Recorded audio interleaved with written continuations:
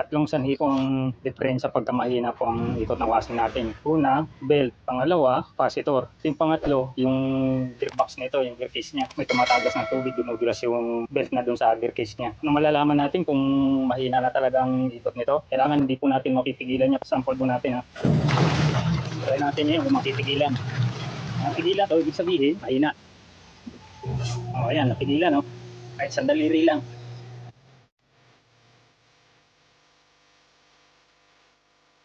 Hindi pa masyadong may tagas siya.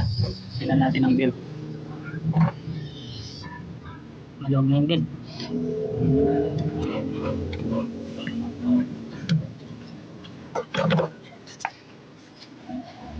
Ayan. Black na yung belt oh. China brand lang kasi ito eh. Pero ipapalit natin. Bando belt.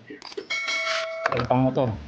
Iba ito. Ito hindi ko nabibiyak itong ganitong klaseng brand na bando. Numinipis na lang ito. Di kagaya nito, yan o, biyak na. Makapal pa pero biyak na.